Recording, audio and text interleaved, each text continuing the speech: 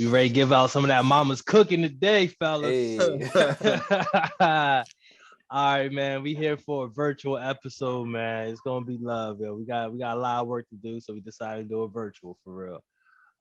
Ready to have a good time, good conversation with some good brothers, man. Welcome to the What's Good, Bro podcast. We got the full crew in here. We got Jay Plunk in the building. What's good, bro? We got Sonny in the building. What's good? What's good?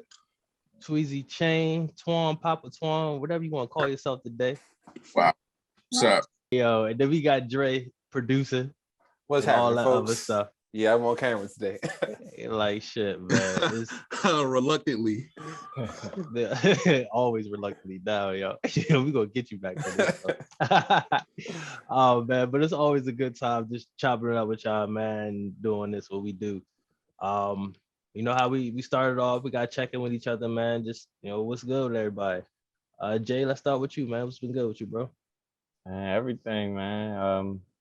Just taking it easy. I had a slow week this week, so not much, but just continue to be healthy and socially distancing.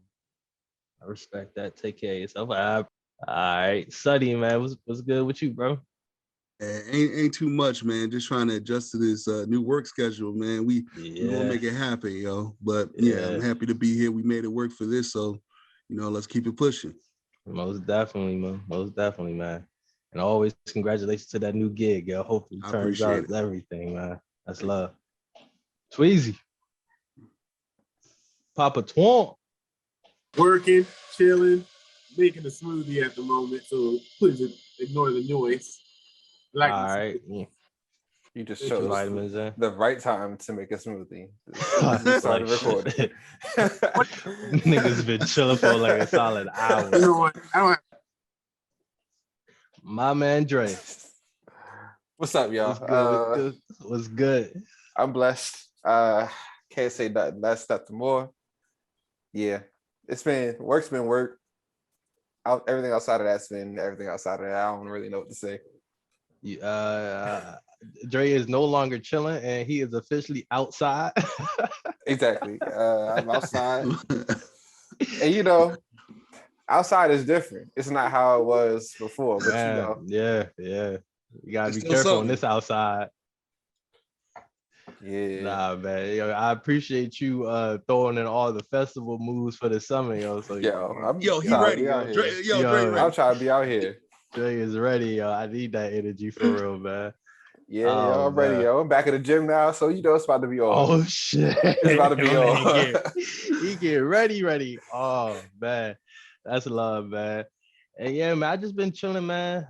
Trying to get most work done as I can, trying to stay patient, stay in the grind, but also just enjoy life for real. I'm trying to just slow down. Everybody's going back outside, but I'm still trying to keep the pace that I had in the COVID season, but also just be able to just keep moving for real, man. But we here. I'm definitely excited for this one.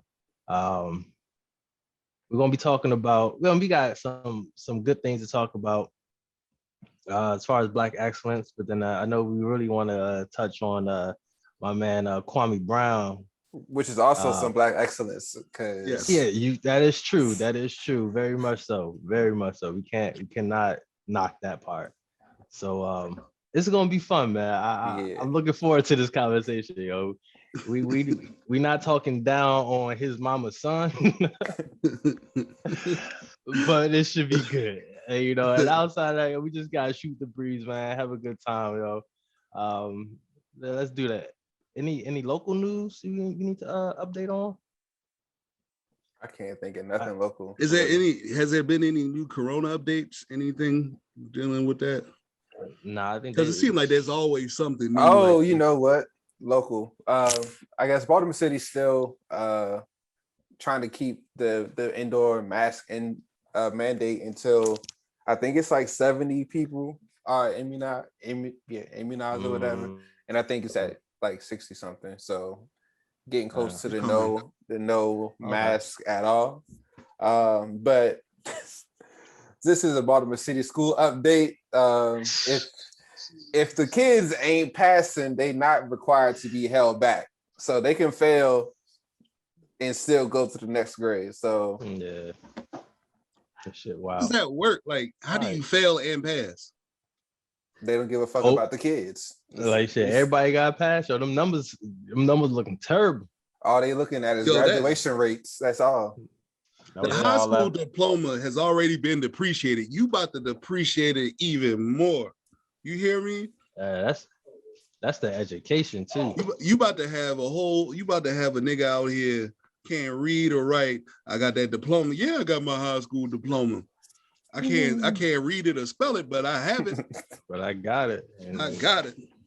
I guess they say no child left behind, literally, huh?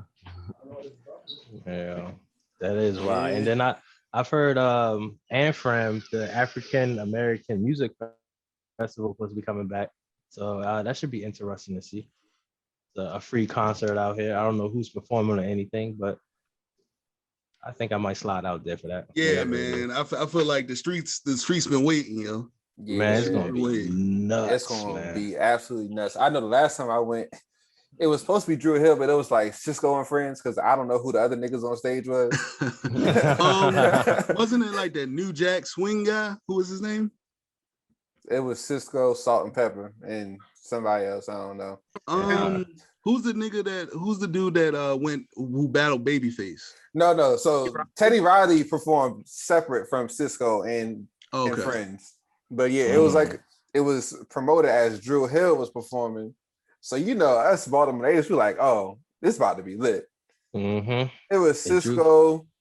Nokia was on stage and he hopped off the stage in the crowd half the show. And then two other niggas I've never seen before. There you go. It should be interesting. Shit, though. They wasn't in the creamery just singing. It was some other niggas. They wasn't making no fudge in the gym. Right. Hey yo. Hey yo. Wow. Oh man. Anything else on the local tip? I'm trying. I think, you got to go to every event. There's something on Caucasian time, yo. You gonna have to go there early because everything is like getting packed so fast. Yeah. Anything that you want to do, you gotta get there early. Mm-hmm. Like reservations for everything. Right. It's reservations for everything. Look, for those that start on the ratchet tip, the museums is opening back up. So go online, book your reservations. I'm a museum guy myself. So they about to just have the whole rules. Like, look, if you in this event, you can't leave. If you leave, you're not coming back. No re-entry. Like, like I know this is outside, but this ain't really outside. There's a gate around this bitch. Right. Summer shall be interesting. Oh, it's gonna be a wonderful time. It is. Actually, we should announce our events for real coming up. We're gonna do that. Let's do that at the end of the episode. Yeah, let's do that. Yeah, we gotta let the people know we outside too. You know what I'm saying? We are outside and running it, dog. Yeah. This is gonna be good, man. Yeah, we got something special for y'all. Y'all gonna be outside, sponsored by What's Good, bro. Yeah, we're gonna sponsor y'all outside activities for a little bit this summer. Man. A good time, good conversation with some good brothers, yo. We're gonna be doing that, man. Oh yeah. All right, so let's keep it moving, man. Are we in the main topic now? Anything else in the news? Sports, culture news? Well, I mean, let's not go into the sports. I guess let's reflect on this moment of time in history. 100 years ago, Tulsa was destroyed by white. Not even gonna say Tulsa. Greenwood, the Greenwood district in Tulsa, Black Wall Street was destroyed by a white mob, which as we already discussed, they're the most dangerous people in America. The FBI already said it. So just crazy, 100 years, and how much change have we seen? But that's a whole nother topic. That is, yo. It's crazy that it's only been 100 years for it. It seemed like it's been longer.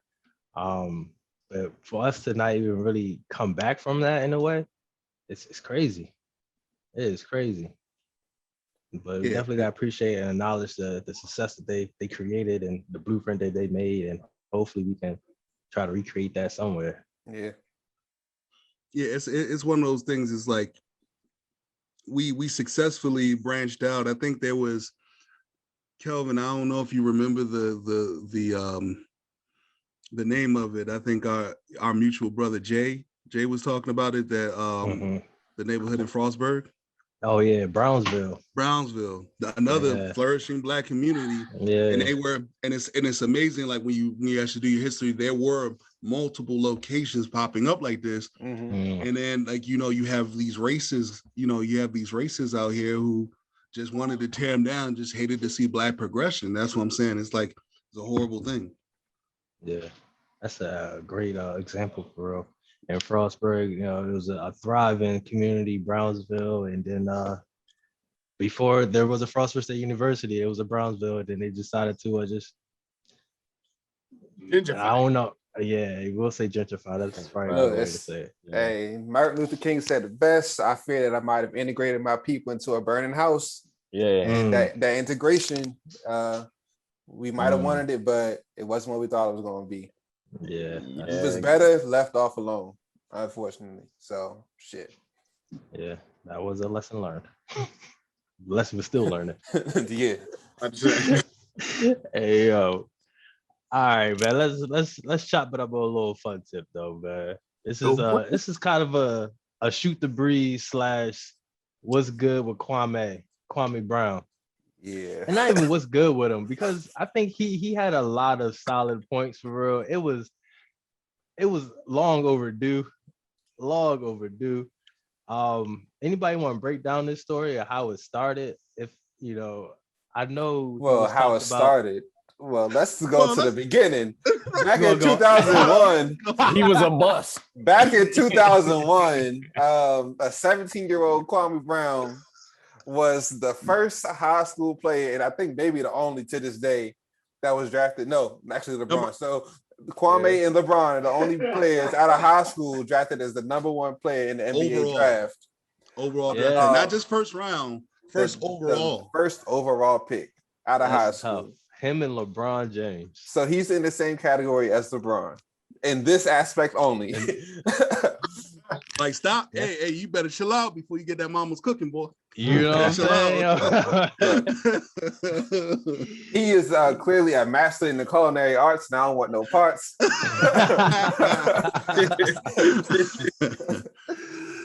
Hey, yo. Yeah, but yeah, so that's where it started. And unfortunately, he was drafted by Michael Jordan, who was probably the worst NBA executive ever. So at 17-year-old, he was being berated by a 40-year-old Michael Jordan, telling him that he's the worst player I ever seen in my life. And then, he played 13 years in the NBA, and his biggest accomplishment is him and Kobe scored 82 points together in the same game. Kobe had 81, Kwame Brown had 1, but he was setting hella picks. Did you say that was his biggest accomplishment? He said, you see them screens I was setting? I mean, but like, imagine his career though. To come off, you get drafted first round, you go to a team with Michael Jordan, and he don't want you there. Yeah, like, that's why go. The story was he wanted the trade. Was it mid draft, like for Eddie Elton Curry. Brand? Yeah, Elton Brand. Eddie Curry or Elton Brand? I think it was Elton Brand. Yeah, Elton Brand. I think Elton Brand was the number 2 pick. So, like, if you got the number 1 pick, you can pick whoever you want. You don't gotta pick somebody that's not supposed to be number 1. Is it safe to say he's the Jamarcus Russell of NBA? I wouldn't say that. You wouldn't? Yeah. I wouldn't say that, because his career stats are better than a lot of people. Like, if you really look at it very closely, like when you talk about role players, or even the people that come off the bench, he fell short because he was a number 1 overall pick, and that was why. If he was second round Kwame Brown, he'd have been good. He'd have been good money. And honestly, if you think about it, how many number 1 overall picks actually turn out to be what they're supposed to be? Like, Michael Jordan was picked number 2 or number 3 in his draft. Like, LeBron James is probably the only real number 1 that turned out to be a number 1. Kobe was like mid-level. Giannis was like in the mid lottery. None of these people that go Giannis wasn't lottery, I don't think. I think Giannis was second round. No, Giannis was like the 15th pick in the draft. He was like lottery. 15th? Yeah, he was late. Okay. Like Paul George was late in the draft. Kawhi Leonard was late in the draft. Number one overall draft picks don't do well, and especially ones picked by Michael Jordan. So Yeah. Wasn't there somebody like Anthony Bennett who was trash? Anthony Bennett, who I don't think he, I think he went. I remember that name. Yeah, Anthony Bennett. I mean, Michael Jordan also drafted, if we remember, Adam Morrison from Gonzaga back in the day. No, but Michael K. Gilchrist from Kentucky, that was never good. Wow, like these are all people Michael Jordan never- drafted. Here's the thing looked about good in Adam college. Morrison. I understand the folly with Adam Morrison because when he played with Gonzaga, he was a bad boy. He was a bad boy when he played in college, but he was about like the same way like you had the Jimmer Fredettes of the world, and you had JJ Redick. They weren't like, they knew they weren't going to be like that in the league. They were good for college. So I can see that. But with Michael Kidd Gilchrist, you just picking him because he was athletic. That was it. He was athletic. He wasn't productive. He wasn't. Never. He was never productive. Like, Michael Jordan, he the GOAT basketball player, in my opinion. Dre, I don't feel like arguing that right now. But as far as a GM, as an executive, he's trash. I give you that. Yeah, he's the worst executive ever. The worst. Yeah. So did any of y'all see any Kwame's clips on YouTube? I subscribe. He said you subscribe. I subscribe. Kwame Brown bust life, bro. Real life, yo. I swear it was like every day for a good 2 weeks. He had something to say. Yo. He's still going. Hey, yo, still going. And what surprised me though, I never knew he had a YouTube page until this, yo. Like now that I'm watching his videos, I'm seeing Jones from years ago come up. Like, wow, yo. Yeah, I wanted to hear, what he was talking about, how he sound. Yeah. Like, man, yo, that bus life, yo. Yeah. I mean, he made some great points, yo. I can understand, like, you just being 17 years old and 18 or whatever, and you just playing with Michael Jordan, and then follow up, you on a team with Kobe, yo. It's like he never really had a fighting chance, honestly. If he didn't want to be like them, that was a tough career. Tough career. Yeah. Straight out of high school, man.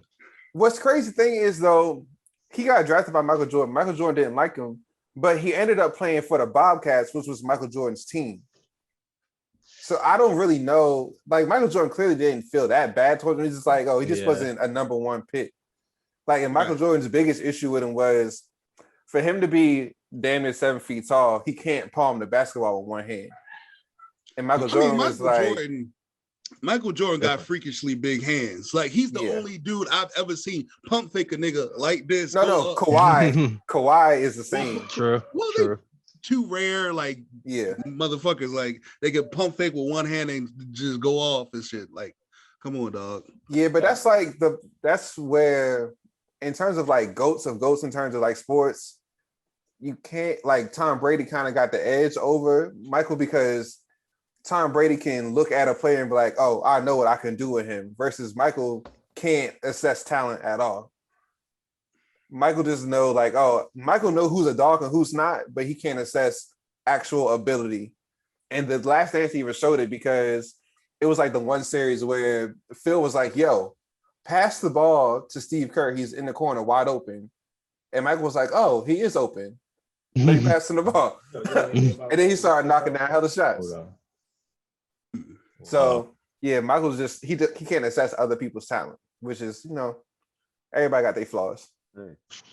He just selfish.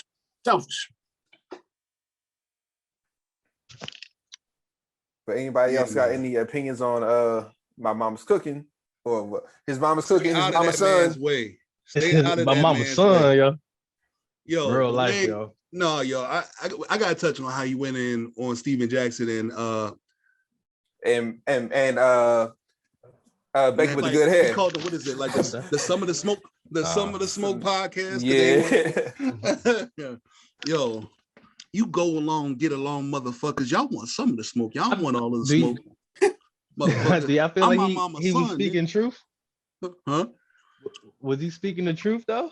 I mean, it sounded like the truth. It sounded like the truth. He was like, yo, he went on Gilbert too. When he went on Gilbert Arenas, yo, he's like, you a hating ass nigga. You be buying these bitches, nigga.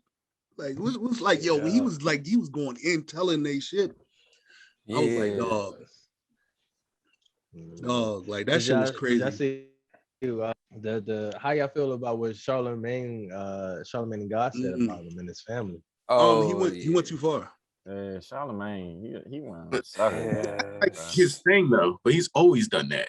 Yeah. Yeah, he definitely. He make money off being a sucker. He's always done it, but he's learned. But you got to think about where he's learned it from too. Like Wendy Williams. Wendy Williams. yeah, he was under Wendy Williams for like a minute. Like she's Nasty, yeah. always coming from somebody. But you know what? It's just really weird how all that lines up. Where Charlemagne worked under Wendy, and now Matt Barnes and Steven Jackson, their podcast is under Charlemagne's network.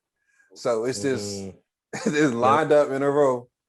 And So I feel like Charlemagne was trying to like defend his pockets. That's his money, or whatever. But Charlemagne should have just kept out of it because honestly, like Kwame said, like he didn't know his father.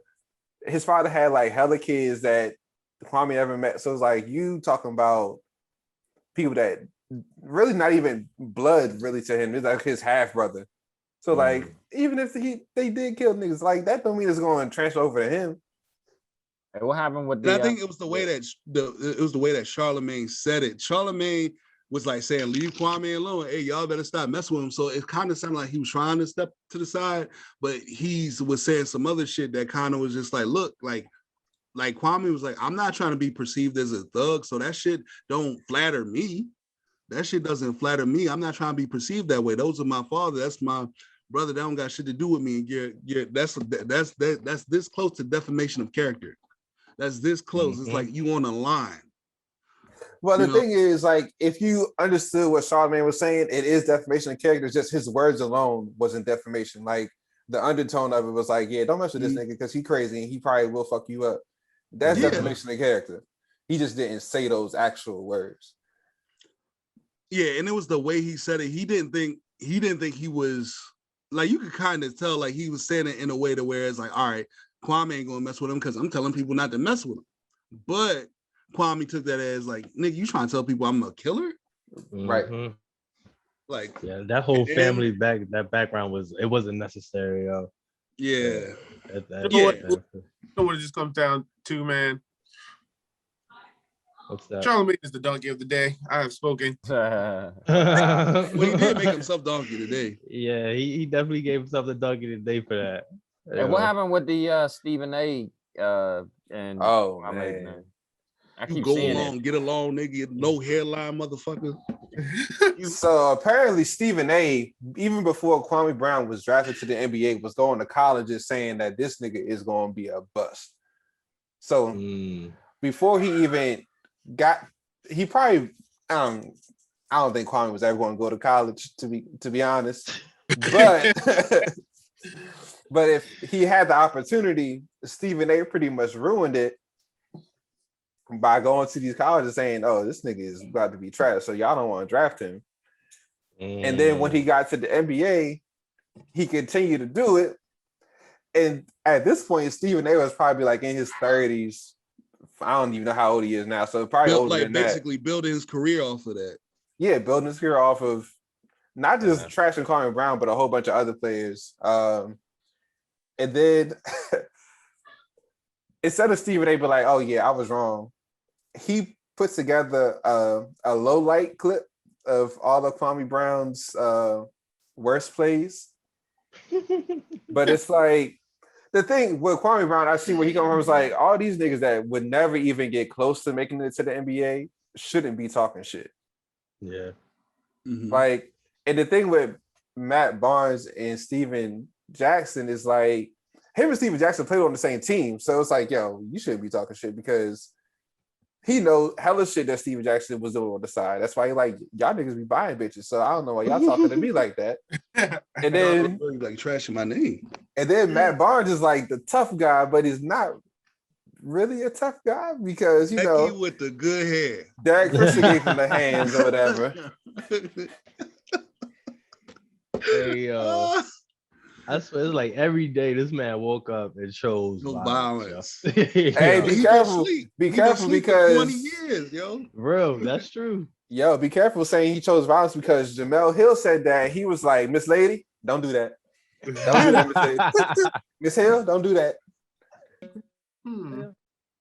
Wow. Be quiet, yo. See, I'm mad we're not in the studio because I did bring some bottles for the crew. Oh, we see. Yeah, see. so those gonna be on standby for everybody, man. We gonna be in person in the city He outside. got a hell of people at his house. Them bodies not making it past the weekend. Yo, Right. chill. Son. And what is that? What is that?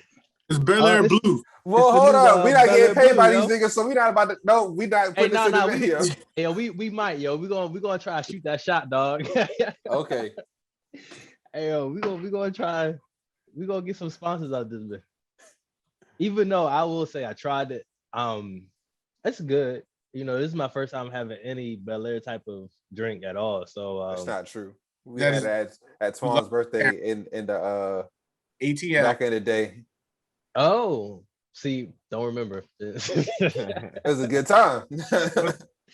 I might have to try the other brands too because this one it is sweet. It is sweet. Gotta put some ice on it for sure. Put some ice on it. Bro. Ice on it, girl. Stop. Yeah. So we done talking about Mama's cooking. I mean, I feel like it's gonna continue to go. We gonna Yeah, see we some gonna more keep come on out jumping soon. back and forth out of Yeah. So look, let's keep it in the NBA.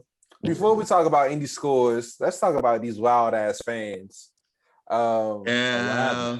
So first of all, Philly is wild in itself. So Russell Westbrook was like leaving the game and they dumped like popcorn on him and he was ready to go ham. Hey, what happened? What happened? They dumped popcorn on Russell Westbrook. on Russ as he was leaving the game in Philly. Damn. Yeah, yo, he was ready. He was ready to go off. He was about to do a Ron Artest in Detroit. He's about As he should have. And I don't wish that on anybody, but that's gonna happen. Like the way Russell mentality is, he gonna end up running up in the stands on one of these fans, yo. Because they keep pressing him. Yeah, people think just because Russ dressed a little weird that he not about that life, but no, he definitely about that, yo. Russ dressed like that because he about that life. Because ain't nobody gonna come to him. I haven't seen it. Do y'all feel like he handled the situation well, given that somebody threw some popcorn on him? I mean, well, I think he could have powered through whoever was holding him back, and he just talked some smack and then went in the locker room. But it is Philly though, so you jump up in the stands, they all gonna jump on you. Philly fans is definitely they known for beating up Santa Claus. They different, yeah. And then it got worse, and I'm sure Dre knows about the next situation that happened. Or do talking about our young brother in Memphis and his family, Ja Morant. Okay, what happened there? So his mom and dad was in the stands at the number one. They in Utah, so you already know what's happening there. So apparently, some racial slurs was said to his father, and then some sexually explicit comments were said to his mother in the stands. So. Wow. I think in those two games, there's been like a nice amount of fans that's been banned from NBA games. You said that was Utah, right? Yeah, that's in Utah. That whole state needs a reboot. Like, I don't know what the hell happens. Like, they just need, I don't know, yo. But I was talking, so that's really crazy. But I was talking about the other young brother, Trae Young. Oh yeah, Trae Young. That shit was wild. And I think that was in New York. Yeah, that was in New York. That was wild. They spit on that nigga. Somebody spit on him? Yeah. Somebody spit on that nigga. Like, I was just like, these fans are wild. Wow. Yo. They said they haven't been in. They said they've been in the house for about 2 years. Has the league done anything about that? All they doing is like 3. All they doing is banning fans. That's like banning a fan don't do nothing. Because honestly, I don't even know how you go about banning a fan. Because someone else can buy me a ticket and I can just walk into the stadium and be like, you don't have my face on like some computerized ID where it's like I can't come into Madison Square Garden. So I think they do that. They don't check IDs at a basketball game to get in. I'm saying, but they take your picture though. If I'm not mistaken, like I think but you know how big one of those arenas are. You're not going to point out one face. Oh, shit, nigga, I don't know. I'm just telling you what I fucking know. Shit. Somebody said a fan spits on Trae Young. The pandemic, just in general. What the fuck? Like in general, and then Didn't something happen with what's brother's name? Kyrie Irving. He was kind of, when he went to the Celtics, they was saying racial slurs. They booed him. But the thing about Boston is their motherfucking I don't know, the president or like the operator of like the team or whatever. His dumb ass gonna talk about in all the years I've been in Boston, because he used to play for Boston. He's been like the GM for like 30 years. I never heard about the fans being racist. I'm like, bro, where you been at? Because Boston is one of the most racist cities. You talking about the GM? Yeah, Danny Ainge. He said, I never heard about the fans in Boston being racist. Like, first of all, what Boston you talking about? Boston is one of the most racist cities in the goddamn North. I will say that here's the thing. I can believe that from a person like, you cannot. I feel like that's just like not having enough black friends. You own a basketball team. I know. That don't mean he didn't make friends. But nigga, Bill Russell could tell you about hella racist shit that's been said to him. And he's 130 years old. Look. Hey, look, he didn't play with Bill Russell. He played with Larry Bird. Okay? Man, that was a different time. He had Robert Parrish on the team. It was a couple niggas on the team. He probably ain't bang with him like that, yo. Clearly he ain't bang with him at all. Hey, yo, that's some wild stories in the racist. His whole teammates probably just looking at his ass like, nigga, you kidding me? Right, like, you're out of your mind? I just hit the game-winning shot and they called me a nigga. Exactly. Big facts. Still nigga. Yo, every day. And here's the thing, right? You know what? You're absolutely right. Because Bill Russell always told stories about how racist Boston was. He would literally be winning them championships and they would still remind him he a nigga. Bill Russell will win a championship and they would say, so, nigga, you got to get your food from the back door. You can't eat in the restaurant. Right. And he got 11 rings. Championship. 11 rings and he can't eat in the front of the restaurant. Damn. That's wild. That is wild. Damn, I ain't know the NBA was going crazy like that. Yo. Yeah, they going wild. But them games, though. Hey, yo. Like, hey, look, the Nets might got it. They got it. The Nets might got it because they're making it look too easy. They're just making it look easy. If barring injuries and everything like that, they should take it all. Yeah, I can't. The Lakers aren't playing good enough. They look old for me to. They can't make a damn shot. KCP is shooting like 2 for 35 from 3. Like they might. They could be a matchup problem for the Nets because the Nets literally have no centers. Like their tallest players like 6'8" or 6'9", and the Lakers got 3 people that's like 6'10" or higher that are good. So I think as a matchup, it will be a problem, but the Lakers are still a little too slow to play with the Nets. So it'll be interesting to see. And the Nets just play good team ball, damn near like street ball, because they just like, oh, let's pass it to the most open person. Even if they're not all the way open, they're going to make it. Yeah, like imagine just passing it from Kyrie to Harden to Joe Harris to Durant. Well, that's the thing. When you got those 3 players, you can't double team anybody. Right. You can't double team anybody. So offensively, you just gotta hope that they're not making shots. And that's not happening. And that's the one thing. James Harden does his thing where he takes his time, comes up the court, and he passes. And I'm like, oh shit, he's not doing that ISO ball shit. They're gonna win it all. Like they're going to win it all. I'm like, damn, like he doesn't keep the ball in his hand too long. He kicks that shit around. Somebody gonna be open. Yeah, we thought that James Harden was gonna be like pounding the rock like he was doing in Houston, but in the Nets, he's not doing none of that shit. He's just like, all right, I ain't going one-on-one. Let me give it up to somebody else. Got a team. All right, you can try and get that ring too. Or he'll make like a quick move to the bucket or whatever and then kick it out and then pass it around. Like they're making efficient moves. And I'm like, damn, they doing everything right that they supposed to do. They just need to stay healthy. Yeah. That rotation solid. They always got somebody on the court. Yeah. Right. And speaking about healthy, poor Chris Paul. He probably got the worst luck out of anybody. Every time playoff time comes. He got the worst luck. Yeah. If I was him, I'd pull a Kawhi. Like, yo, you old enough? Like, look, just play half of the regular season games. Wait till playoffs, nigga. How much longer y'all think he has though? Like, Y'all think he can play another full season? Yeah. I got like say Well, like his two. problem's not the regular season. His problem is the playoff. He was a potentially MVP candidate, but he can't stay healthy in the playoffs. So my goal for Chris Paul is to finish his contract with the Suns, somehow finagle your way to LA with LeBron and AD, and he'll easily be able to get a ring. That would be the move. The best at move. this point, there ain't no shame in Chris Paul like going somewhere just to find like a pair or a trio of superstars. Chris Paul can chase rings. Yeah. If no one else in the NBA can chase rings, Chris Paul can do it. Mm-hmm. Just so he can retire with a ring. Yeah. Hey man, shout out to Blake Griffin. Yo, first of all, Blake Griffin put two niggas on a poster. I'm like, hold up. I respect Blake Griffin just for the fact that he wasn't dunking while he was in Detroit and then he come out slamming. He didn't dunk for 2 years. He didn't dunk for 2 years and put niggas on the poster. Hey yo, come I love that move. Come to Brooklyn, just start yamming on everybody. Passing on mama's cooking like that. Right. Nothing, yo. That's some disrespect. Yo, I would if I was a Detroit Pistons fan, I would hate that nigga. Yo, real life, yo. I hate that nigga. Real life. Like, yo, he did not. He wasn't even giving your best effort here. Damn, yo.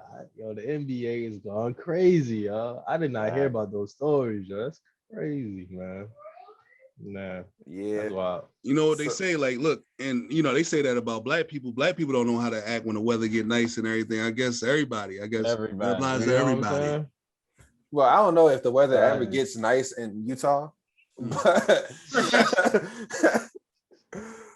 but you know. Yo, that's crazy. Anyone that's willing to marry multiple white women at once, their mental health is a question for me. Because why would you want to do that? Hey yo.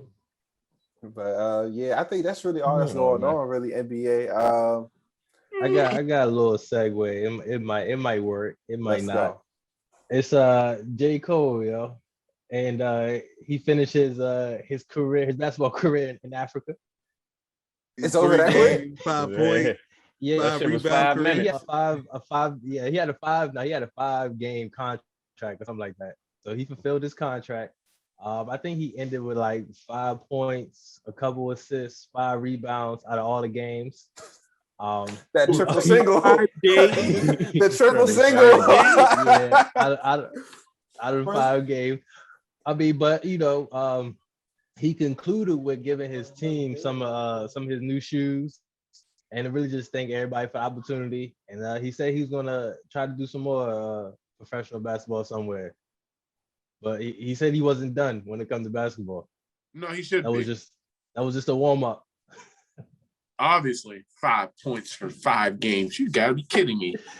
I tried to watch a couple of his games, and I don't think 5 games was enough for him, yo. It's like if he was really trying to get in the groove of being a basketball player, it was like the first couple, it seemed like he was still a rapper just getting adjusted. And you know, it's a lot to try to do in 5 games.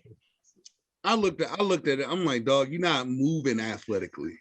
Like, Yo, you're not bro. moving like a basketball player right now. Yeah.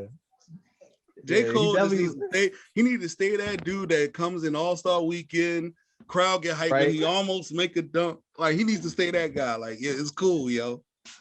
It's cool to be that guy. It looked good with the rollout of his album and everything. Did it? Look, that's the most hype. No, like when he missed that dunk, in All-Star Weekend, most hype I've ever seen over a missed rim grazer. Yeah, that was big. That was big. Yeah, man. I mean, I saw if he only scored 5 points in 5 games, I think I might have saw all his buckets. It was a tip-in layup on a fast break. He had a free throw. So it's one bucket that I didn't see. So yeah, I think he had a corner J somewhere there. Jesus. But you know, he did like he was closing out real good on the 3-point shots. Only one, yo. Oh, I'm sorry, bro. I told y'all them bottles is not gonna make it past. They That was the And it's- smoothest grab and walk I've ever Yeah, seen. he tried. Yo, he tried. Yo.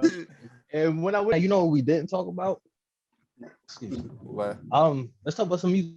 If anybody, you know, DMX dropped the project. It was horrible. I was disappointed. It's not his fault though, because he's not technically alive, so it's not his fault. So we blame it Swiss Beats. I definitely blame Swiss Beats all the way. Like this was not the caliber of Swiss Beats that we all know and love. This shit, I barely made it through the first 2 songs. Like it was bad. Oh, damn. Okay, yeah, I mean, you got to finish it. I definitely agree. Like the first track was lackluster, but the whole vibe was cool. I think it was definitely an album, you know, past his death that you can feel that vibe. It seemed good that he got those songs out, you know, and was able to put together the album.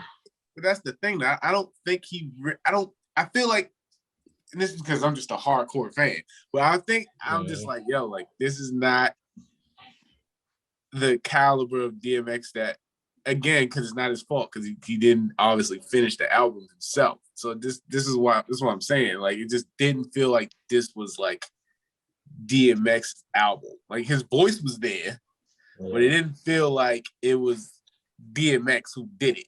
Because all his other albums just sounded the same, but they were all bangers. It's not a banger to me. Like it reaches, like you said, like that nostalgia because he passed away and everything like that. Mm-hmm. But it's not. It's like something I would probably pop if I'm just like, well, like it's not something. 2 songs on there that was like. I was gonna say, can you listen to it all the way through? Or? No. If you're working. If you're not listening to it. Yeah. See, the thing is, I saw the track list and I'm like, why is there all these features on this album? DMX don't do features. Well, he said he was going to on this one, but I don't think. I mean, the ones. I mean, the one with the locks. I think Nas on it was cool, but I think he had Moneybagg Yo on one of them. Yeah, and that was supposed to be a song Pop Smoke was going to be on. Yeah, I'm not a fan of posthumous albums or whatever they call it. The only one that's good is Biggie's Life After Death. Any other album after someone dies is not good. We could maybe say the Pop Smoke album was good because that was probably almost already done by the time that he died. But historically, albums after the artist died is not good. Even the Tupac joints, like the albums aren't good. You got a couple good songs, but the albums in itself are not good. So and that makes sense because it's not going to be all the way in the artist's vision. Yeah. You know what I'm saying? Like it's disjointed a little bit. Yeah, I don't even think it was the Swiss Beats' vision. I don't know what the fuck was in his vision. Like I compare it to the first Justice League movie. Oh, that's not good. That's not a good comparison. I think it is because okay. In the sense that it wasn't the final copy that wanted to be. Yeah, like somebody else finished it off because the other person wasn't there to finish it. Okay, yeah, that makes sense. Y'all like the bath salt one? I haven't listened to the album, so that's probably one of my favorites. I looked at the track list. And I don't know why I thought you just asked if we wanted bath salts or we like bath salts. That is the left. That is the complete left. Maybe look up. That's the name of the track like that. Yeah, that's the track with Jay-Z and Nas on it. Yeah, that's the one I like the most. Yeah, that one was cool. Yeah. That's what I'm saying. I really like the one that one and then the other one with him and the locks on it. Like, but other than that, like it wasn't. It just what it. Like I said, it wasn't. It didn't hit the same. Yeah, I will always go back to fucking. I feel like it ended well. Always go back to this one or the other ones before I would go to this. Like if I had to choose between Nothing and that album, it would be Nothing. Hey. Okay, I can definitely see why he doesn't do the features though. You know. So. Yeah. Well, the thing is, DMX's material, like his stuff is so personal that I don't see how you can have someone else on your song and you're talking about something so personal. Unless they're like you. Unless it was like another fucking version of DMX. even then, you talking about how like you was a drug addict and how your mother and everything don't like you. Like it's hard to get someone else in that song. Yeah. Shit, it's too Yeah. sad. It's just like Honestly, Eminem didn't have a lot of features because Eminem was talking about how he was trying to kill his mother. Like, who's going to get on that song? And his wife, bitch, I kill you. Yo, that shit was crazy. I was like, yo, you crazy, yo. Hold up, listen. All right, man. We back at it, yo. We got a couple of guests lining in, coming in later, so we gonna have to take some time for that. But while on that break, we was proposed a good question, and I'm gonna let Sonny start that off, yo. So there's been like on social media, there's been like a recent wave of like women actually like proposing to their dudes, to their boyfriends or whomever they're dating. And I just kind of wanted to just ask, our panel here, my podcast brothers, like how y'all feel about that, as far as this new wave like that's coming up. Like it's happened before, but now it's just like going crazy. You know what I'm saying? Yeah, It's happening where? I mean, no, like everywhere. he said, I definitely seen the video. It was like a woman. She set it up like family. It seemed like a lot of people out there. She had a big ass sign saying, "Will you marry me?" Then next thing you know, she got down on one knee and she proposed. I'd walk away immediately. I wouldn't be upset about it. I mean, if the ring's big enough, why not? Yeah. What the hell? I mean, it's That's just been brought up in conversations with a female before, and I mean, I don't think anything is wrong with it, but it just goes against the norm. So I get it, It definitely goes against the norm for sure. Just my Tweezy, take. go ahead, yo. Yeah, why everybody trying to put me on the spot? Because I don't want to get no calls like. All right, I'll say. this I mean, nigga. Because you're married, Yeah. you are the only one here that's married. So when we talk about marriage and engagement, you Bro, are the 'cause expert. all right. So I just feel like, yo, if you do that as a man, if that was to happen to me, I would feel less of a man. Just because now at this point, you're already saying, you know what, I'm the bitch. Like, this is what it is. Like, I'm just gonna take this ring and I'm gonna cook and clean for you. Like, that's just how it looks. Like, it just looks that way. Like, I get it. Like, let's take a perfect example of how that's not worked out. Jim Jones, for example, his girl did it, and she's still waiting till this day to get married. And she did the same exact thing that these dum-dums are out here doing. Oh, I'm going to propose because I'm ready. And he may not be ready, but I don't care. He's going to say, yes, that's my man. And look at her dumbass now. Still waiting to get married. Like, what's the purpose? Like, why? Like, if you're going to do it, you're going to do it. Married. She wants to get married. You see what you just said? She wants to get married. Not him, because if he did, it would have happened already. That's just evident. Like, dudes do it. I feel like guys are more inclined to do it because they know that they're ready. Females want to do it because they feel like, oh, they ready, and they want it to happen right then and there. And in these instances where, all right, let's just say he says, yeah. Then what? I guess he's going to do the planning for it too. Well, like, that's yeah. That's what my That's question not is. happening. So, if a woman proposes to the man and man says yes, is the man back to being in charge of the wedding, or is the woman? He's not in charge of nothing. I mean, yeah, I'm about to say he ain't in charge of nothing. She already got that wedding planned out for real. Yeah. But the thing is, if he says no, that would shatter her, her ego and everything. Women can't handle rejection the way we do. I'm gonna play it out perfectly, yo. If she get down on one knee, I'm like, "Oh, baby, you all right?"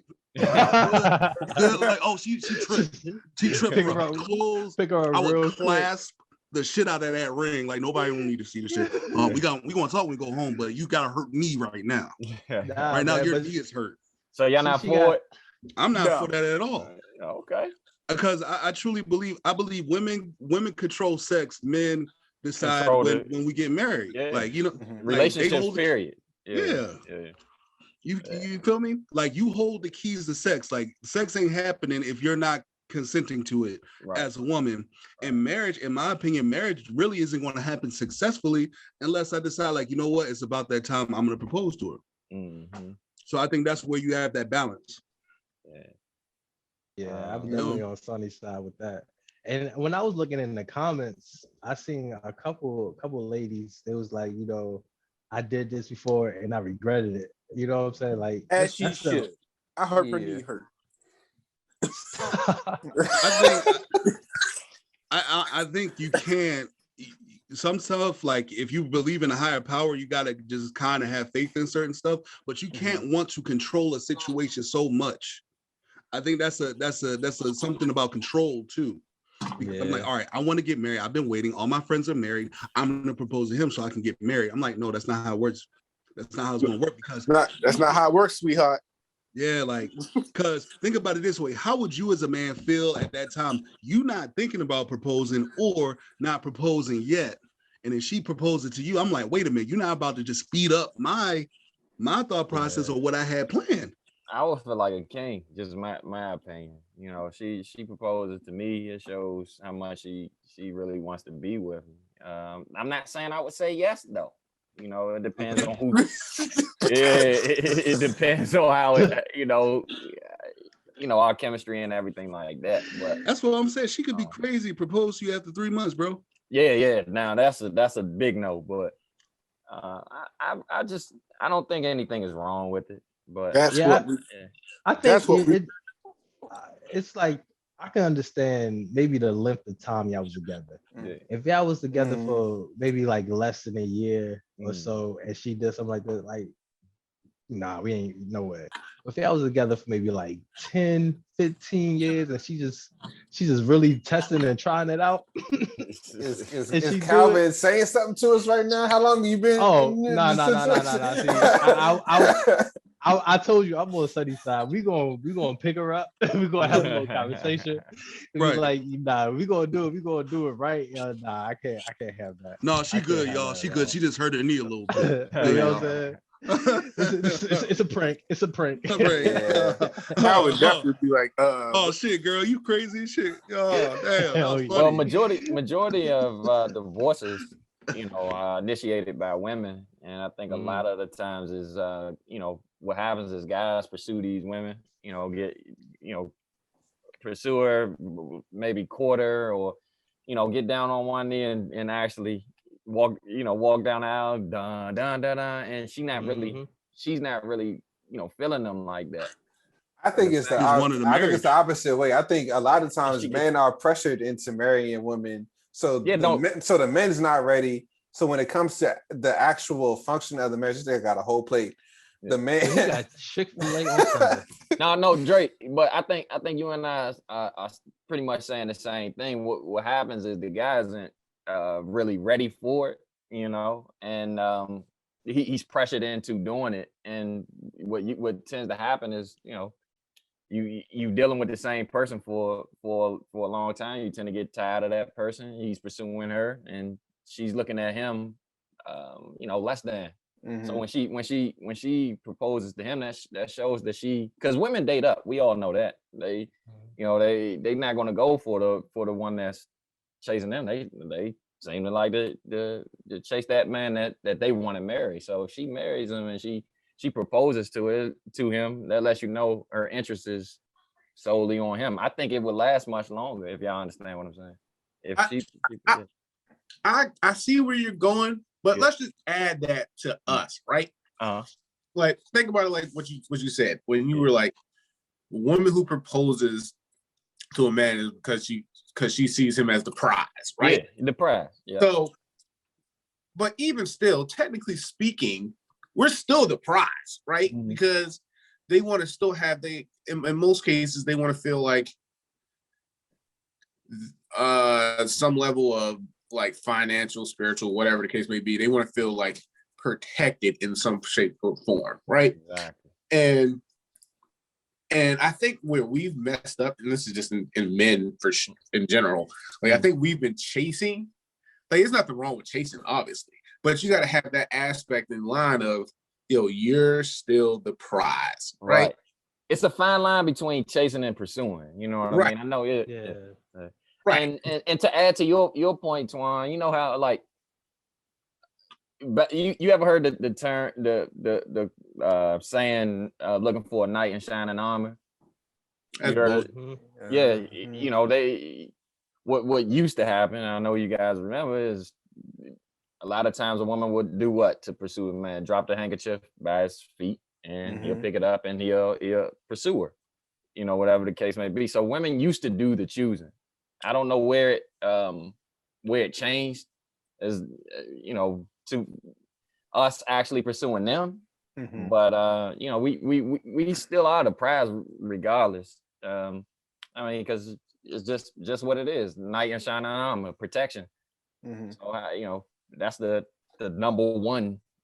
Yeah, and I think honestly, in a way, we've been tricked to think that we're the ones that are pursuing women. Where at least to start off the relationship, Yeah. the women will put themselves in a position for us to talk to them. pursue, yeah, to talk to So them. they manipulate the whole scenario where in our head we like, yeah, we chasing them when really They're the one Mhm. doing the they pursuit. they manipulated everything. They set up the Everything. whole situation, and you didn't even know that she made that happen. Yeah. But I think that's like jumping off a relationship and marriage at two different levels. Like I don't Yeah. think Yeah. I know women break off, like they initiate divorce more often because honestly, if you left it up to the man, the relationship would last longer before Forever. the marriage actually took place. Yeah. Mm. Like I just don't think that men are that we commit to something long term like that quickly. Yeah. And that goes So back to what Sonny said, you know, um Preaching right now, Dre. I like it. yeah, Preach. yeah. Well, you know, just in the aspect of it, you know, it does look weird. It's against the norm. We all Mhm. know that.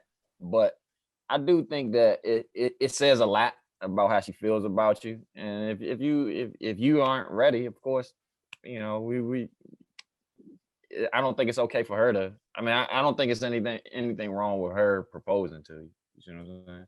Yeah, So I'm not gonna we say. whatever. Yeah, I don't think this is an argument about right or wrong. It's just like, Oh, do we prefer it? Like, prefer nah. I don't. Yeah, I think no. Like, I think like we've kind of stated like you can. The woman is fine to jump off the relationship, and honestly, I don't even think I would never propose surprisingly. Like, I feel like Mm-mm. my girl would know when I'm about to propose because ain't no way I'm about to be like, oh, so Fact. I'm gonna just. Yeah, I don't think any man is like to the level like I'm gonna just do it because I know for a fact it's Right. like unless you've had that conversation a few times. And I'm damn sure not feel gonna like it make a definitely- fool of myself on the Scantron at no damn no game. You know what I'm She saying? gonna make a fool of herself to do it? Most likely not. So I feel like it gotta be a lot of things lined up, you know, in order for that marriage conversation to happen first. So before you even propose, you got, you know, conversation should be. So yeah, you'll know when the time is right and everything works out. You don't gotta rush it. Yeah, and you know this actually leads me to another conversation. Okay. Back into the NBA where Dwayne Wade was recently on an interview with his wife Gabrielle Union, and he publicly stated that he does not lead in his relationship, that she works harder than him. yeah. So he feels like she has the authority to make the majority of the decisions in terms of their relationship and how things go. Well, how do y'all feel about that? Well, let's get one thing straight. We all know she been running that man ragged since you know, like his whole swag changed when he met her. You know what I'm saying? Yeah. Think about all of the roles that she played in certain movies. It's that dominant, feminist woman. You know what I'm saying? And what tends to happen in relationships is it's an energy thing, right? The more dominant he is, the more feminine and submissive she is. The more dominant she is, the more feminine and submissive he becomes. It's a you know, it's just like a seesaw type of thing. So it didn't surprise me. I could have told him that. I could have told y'all that way before he told him told the camera. But go ahead. I'm with you. I'm with you on that, Jay, 100%. And to the extent of like when his daughter made that transition, his son. You Come know, on, don't do that. No. yeah, Son. we gonna be respectable. We're gonna But respect the black. Yeah, because he No. when that whole transition happened, it was different, and I respect him for the way he handled it, but also showed that he handles his family and the relationships differently. It's he a different dude. and I can't knock. He a great dude, but Yeah. just based off of what I see in their relationship, and I'm not in their relationship, Mhm. of course. Mhm. But we're talking about a guy that paints his nails and paints his toenails and stuff like Yeah, that. he expresses himself in many ways. Mhm. But 'cause I think it's not even just a thing about painting his nails or experimenting with his physical appearance, because I mean Dennis Rodman did it, and his masculinity was never questioned. Yeah. Dennis Well, Rodman did it. But that was his choice, though. You know what I'm saying? Like, I feel like who's to say that this is not Dwayne Wade's choice to do this? because Wasn't doing it before her. But Yeah. but Dennis He- Rodman wasn't doing Yeah, that. that's Dennis a big Rodman deal. wasn't doing that before Madonna. that's not true.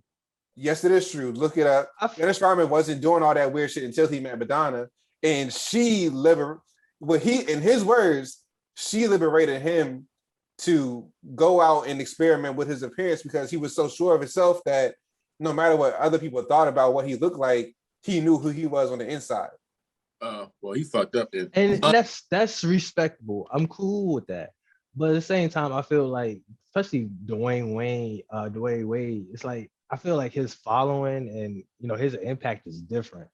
And for him to be moving like that, it's just different. Yeah. Tim, I got mixed feeling. Yeah, I mean, look, I don't like their relationship is their relationship. I can't really say what doesn't work and what does work for them, but I kind of get what he's saying, because in a relationship, I don't want to be the one that make all the decisions either, because that's true. If the relationship is supposed to be us together somehow building some type of peaceful home, I can't do that if I'm making every decision. Yeah, because you gotta have something. If I'm doing everything, what the hell do I need you for? Yeah. So this what is are you bringing? I get what you're saying, because I think that way too sometimes, and I get what. But it comes to just for the simple fact that he says she allowed her to make all the decisions, right? Women in general think they do that anyway, so that doesn't even really matter. Like, that statement alone doesn't matter, because they already feel like they make all these types of decisions anyway.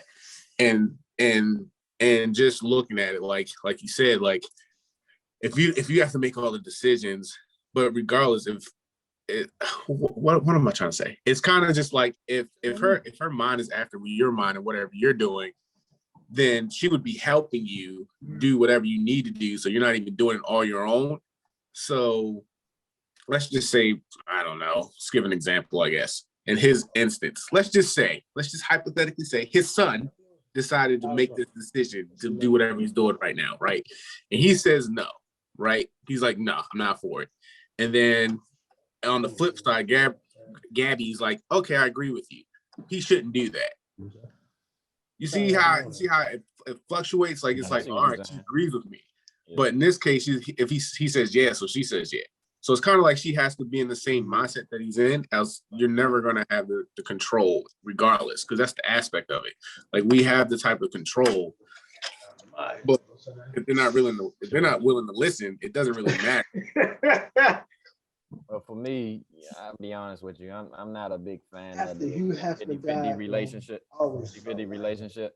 More so, of course, I'm not gonna make all the decisions. I'm a consider her, But at the end of the day, what bothered me is the fact that she's making all of the decisions.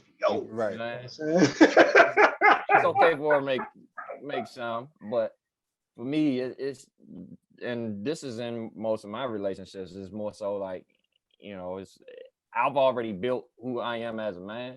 Which is that kingdom, and she can come and add to it, but she's never gonna make all of the decisions, and that's just me. I'm very traditional, but And you got to remember too, I do give her a choice. Either she can be with me, and understand that it is my way, or she can have her way with someone else.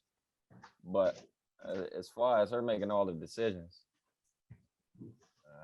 I can't go for that. I respect that. It's a partnership for real. Yeah. Yeah, ain't no all decisions anywhere, but There's a difference in Dwayne Wade- opinion, but I respect y'all. Yeah, I mean, because me as a person, I don't want no one that's going like I don't even respect people that just fold to whatever like the status quo is. So yeah. I can't even be in a relationship that doesn't with someone that doesn't have the guts to buck up against what I say. Like even if we ultimately going to go to my decision, I need another like opinion or some other influence to be like, yeah, nigga, you might be wilding right now. Mm-hmm. Like I need that check. So I think but if you are going unchecked, then and you refuse to be with someone that wants to check you or that can check you, but I think you're in a relationship just to control someone. And I don't think you can have a functioning relationship if the foundation is control. I think you're getting it mixed. I think you're getting it mixed up. I don't think it's like checking you is something totally different than making all the decisions. Yeah. Like making all the decisions, we're talking about like just everyday stuff. We're not talking about, oh, well, I don't think you should do this and you should do this, or you shouldn't do this with the money. Or that's control. You're absolutely right. Like nobody's going to be okay with that type of control. But checking, some people are. And then they're controlling, and they need Jesus. Okay. It all depends on your dynamic. It all depends on the dynamic that you choose. But all you brothers made some great points, some outstanding points, man. It was good to hear that. I'm glad I brought it up. I'm glad. Yeah, we definitely got to save that for the in-person conversation for sure. Oh for sure. Yeah, to be continued. Yeah, but anybody got some final words, because we've been talking for a minute, so definitely shot the breeze and cooked up some mama's cooking. Yeah, let's go to final words. Go ahead, son. You can start. Hey man, look, watch what you say about people, because it could be 5 years, 10 years, 15 or 20 years. You might just get some of that mama's cooking. Yeah, I respect that. And I'm hungry. Yeah. Mama's cooking. I was just about to ask you got any final words, please. Final words, just mom's cooking, I guess. As long as it's good, I'm eating. Oh, Jesus. Okay. Go ahead, Jay. I was just going to say, man, don't forget to check on yourself. Make sure you go to the doctors. Make sure you, talk to whoever you have to talk to. Therapy is okay. And just, as Sonny, I gotta steal it, Sonny. Make sure you fuck with yourself. I love that one, man. That's it. Yeah, that definitely is. My bad, Joe. Before you go on to the next person, I would say, like, back to what Jay was saying about healing and stuff. Like, I would recommend this joint right here is good to start. It's going to work on journaling. Yes, amen. Journaling. These joints are good. Like, it's like overall just asking you, like, yo, you good? Like, write down what you're feeling right then and there, instead of carrying stuff on you all the time. So, thank you, bro. Yeah, they need to do that one. Yeah. It's $14 on Amazon. Bet. What's up? My final words. You know what? It's Memorial Day weekend, so let's remember your ancestors, the people that came before you, the sacrifices they made, because you literally would not be here without them. So yeah, I'll that's my final words. Ooh. Don't forget to like, comment, and subscribe. Yes, sir. Big time. Calvin, final words. I'm just happy to be here with y'all, man. Happy we had this conversation. Good time. Great fellowship. Definitely looking forward to us being in person. And are y'all ready to drop these announcements though? Yeah. Let's do it. Let's do it, yo. We are officially back outside. Back outside, again. Yo, we back outside June 26th. at our good friend. We're gonna be at Friends Bar and Grill in Baltimore. It's gonna be a great ass day, great night, serving it up. The spot is super dope. So that's just the beginning, yo. We officially back outside June 26th. That's And what's then up. I'm really not gonna announce the next event yet. Just know we got something coming in July, and it's gonna be super, super lit. That's gonna be a great day, man. It's gonna be a great day, yo. So just know we got a lot of things lined up. We still here cooking in the studio, and then we're gonna be outside too, man. So just continue to ride with us and rock with us. Follow us at WGB Podcast on YouTube. What's good, bro? Wherever you listen to the podcast, just do that. Drop a comment. All that type of stuff helps. So just know we working. Yes, sir.